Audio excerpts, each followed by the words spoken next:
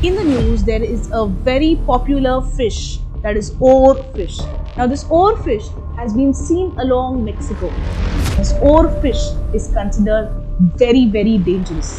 Whenever the fish comes on the surface, it is considered as ominous. It is considered that probably it's the doomsday for the earth. Now, where does you find oarfish? Generally, the oarfish cannot be seen on the surface. It is not coming on the surface as often.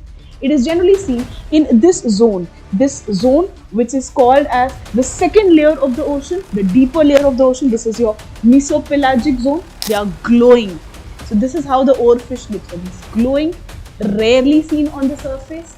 And this fish which is coming to the surface is considered as a messenger. The Japanese term for it is Ryoku no Sokai.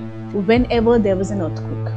If there's an earthquake, tsunami that will happen, this fish is seen on the surface. Yes, there have been many incidents in the past where the fish has arrived to the shore and there have been earthquakes that have been witnessed. You're seeing that there's a pattern to the fish movement. This pattern is basically associated with the ring of fire. Volcanic activity, there's a lot of earthquakes. This is also tsunami prone zones. So this fish probably can see earthquakes in the deeper ocean, can sense them, and then can lead to coming onto the shore.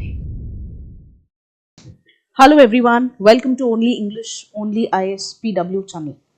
I am Dimple Nankani and today we are here to understand that what's going on in the news, especially with respect to the environment. In the news, there is a very popular fish that is oarfish. Now this oarfish has been seen along Mexico.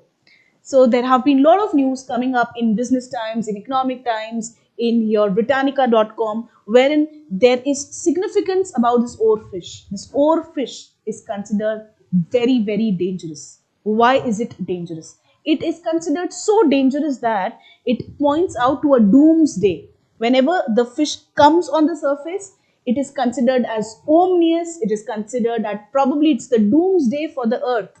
It is something that signifies danger to the earth. So what is about this fish? Why is it considered as dangerous? Or is it actually a danger in reality, or is it something else? That is what we have to see. That is what we have to explore today. That why is this considered as dangerous? Now, let's start something about the oarfish. This oarfish is a very long fish. So the average length can be about 10 feet. You can see this. So many people holding 10 feet is the average length.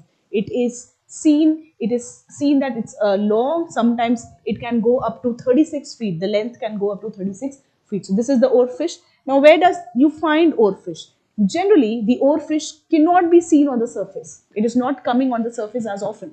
It is generally seen in this zone which is called as the second layer of the ocean, the deeper layer of the ocean. This is your mesopelagic zone. The epipelagic is the surface. This is mesopelagic zone. Where in the mesopelagic zone, this is where the fish can be seen. So you'll not see them on the surface, you'll see them in the mesopelagic zone. Now what happens in the mesopelagic zone? Here, the sunlight does not reach as much. It is a twilight zone. It's a weak sunlight that is reaching, not much sunlight reaches. So what happens to the fishes, to the microorganism, those who are in the mesopelagic zone, they are bioluminescent. That is, they have their light of their own. They are glowing. So this is how the oarfish looks like. It's glowing, rarely seen on the surface, seen in the mesopelagic zone, but now it has been seen on the surface of Mexico.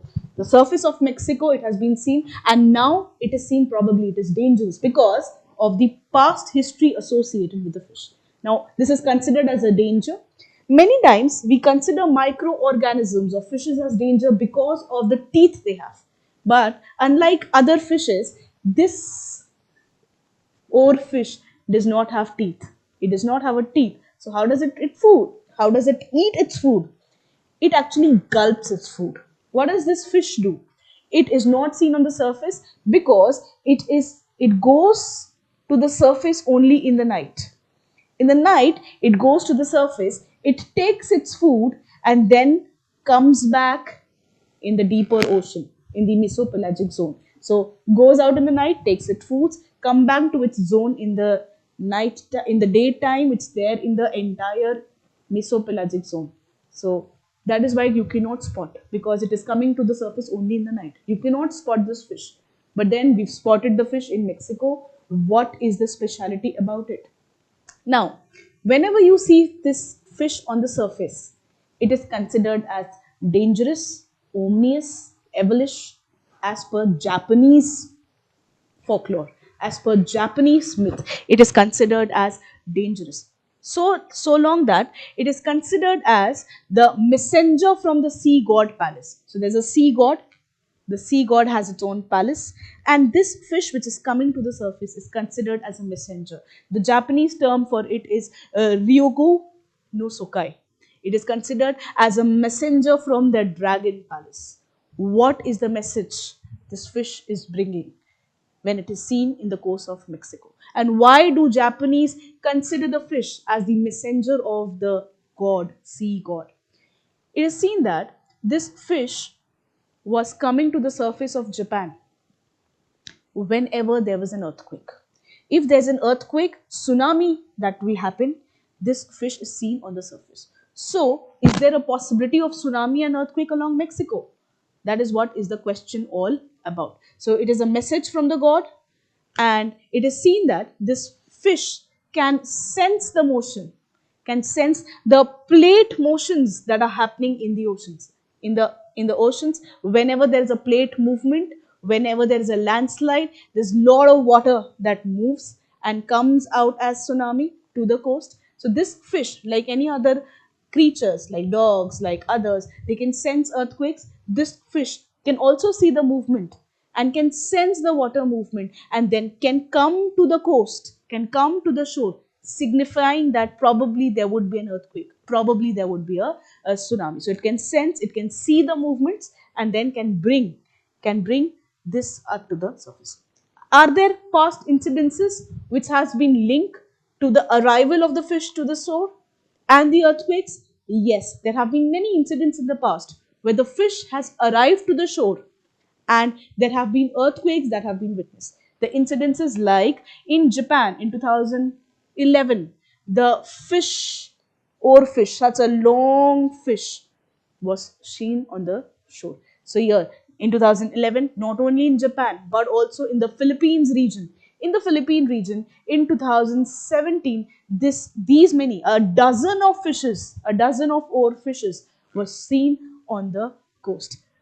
Forget Japan, forget Philippines. Not only in 2019 and 11, here in 2019 also in Japan, when there was a earthquake of magnitude 6.3, there were many fishes that were seen. So Japanese 1, Japanese 2, Philippines, and also along latest in California region in 2024, also in the Malibu region where there was an earthquake of 4.7 Richter scale.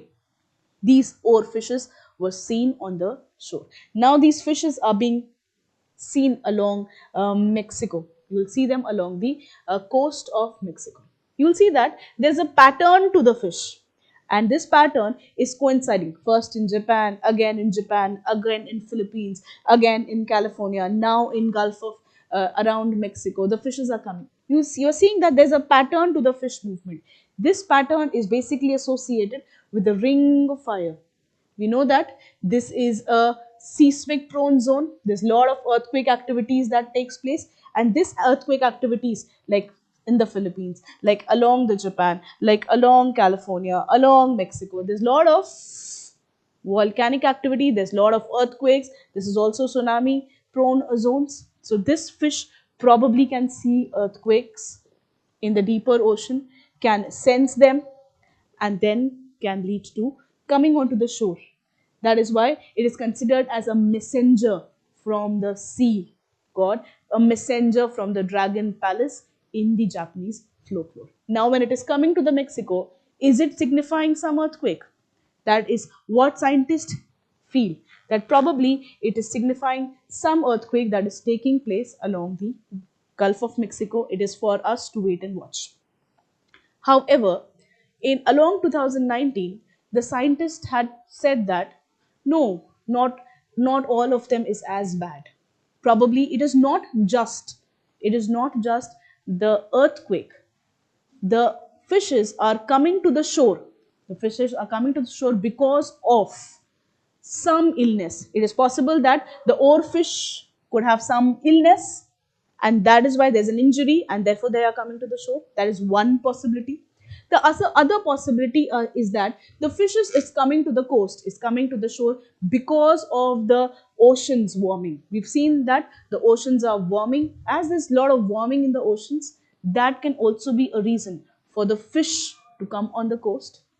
Apart from this, there can also be some other reason, like you will see that there are some deeper ocean currents. The ocean currents that go in deep, they can pick the microorganism, they can pick the fish, and they can bring them into the surface. So deeper ocean current can push the fish and bring up to the surface. So not always it is linked to earthquake, not always it is linked to tsunami.